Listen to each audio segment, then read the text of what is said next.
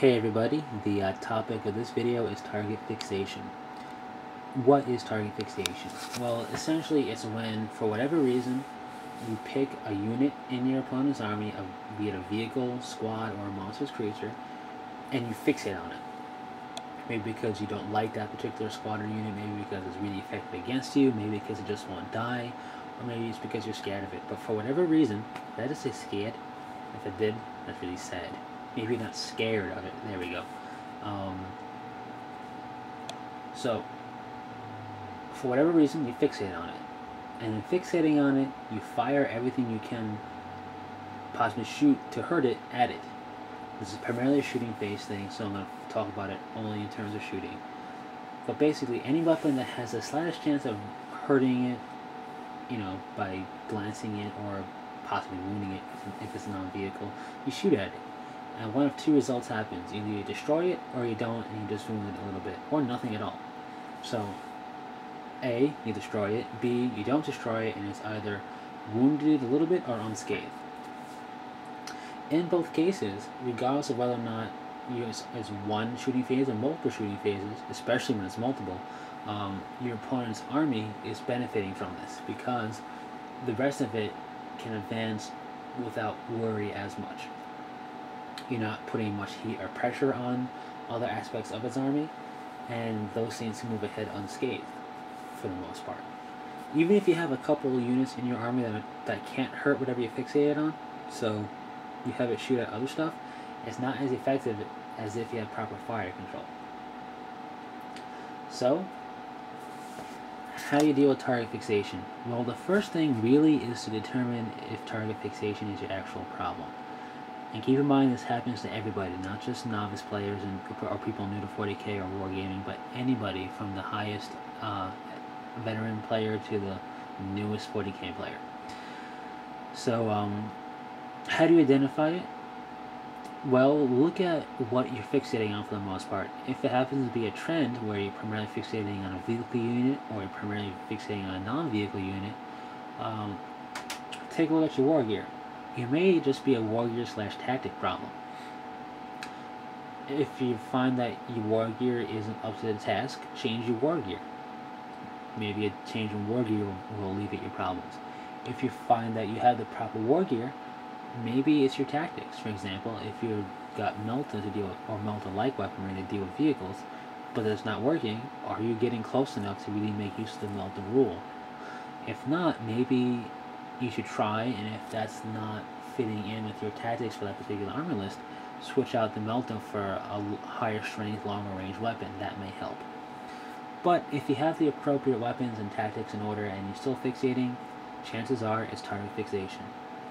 As well as the dice gods not being in your favor, but that happens regardless. So, what do you do with target fixation? Well, in determining that it is target fixation, you will have already determined what you're fixating on for the most part. If you're fixating on a non-vehicle unit, be it a monstrous creature or just a squad, then do what I like to call the bloody nose method. Do a couple of wounds to that squad or monstrous creature, and then move on. You don't have to kill it off in one shooting phase. It's always better when you do, but if you can kill it off, if you can kill it off in that one shooting phase via a miracle of some sort, more power to you. But as long as you can do a couple of wounds, do that couple of wounds with that one or two squads, or maybe even a few. Move on. Instead of firing everything else that could fire at it, fire those squads into the rest of your opponent's army.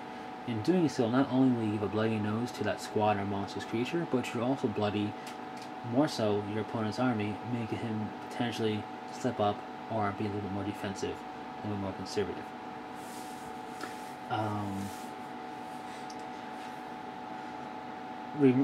Keeping in mind the fact that your opponent probably knows about target fixation, because it does happen to everybody, probably knows you're going to fixate on whatever he's going to try to make you fixate on, depending upon your army or what he's fielding. So, then maybe it's tactic and maybe he'll keep coming at you, but the bloody nose method, I like it because you feel like you're doing something to the enemy, to that unit by wounding it, making it lose some models in the squad or making it lose some wounds on a monstrous creature, as well as you feel like you're doing stuff in general to your opponent's army because you're able to fire at more targets that aren't that thing you were previously fixated on. If it's a vehicle, one of two things can happen.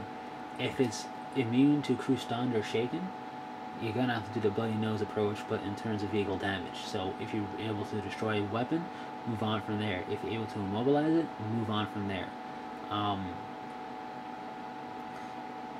So that's because it's a little bit harder to deal with a vehicle that can ignore crew stunned and crew shaken. There we go. If the vehicle is susceptible to crew stunned or shaken, even if it has power of the machine spirit, get a shaken result and move on with your life. Because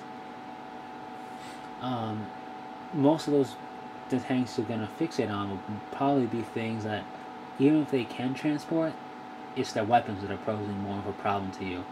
I mean, yes, Land Raiders can be full of hurt in the form of Terminators, but the Land Raider weapons are also a big problem. So, in the terms of most tanks that you're fixating on, the weapons are also a problem. In shaking the vehicle, it can't fire those weapons. If it can't fire those weapons, it can't hurt you with that tank. That tank isn't making its points back. That tank is being less effective in that game. That's basically what it comes down to. Is it nice to destroy a tank? Of course it is. But I know from personal experience that shaking a tank can make a big difference.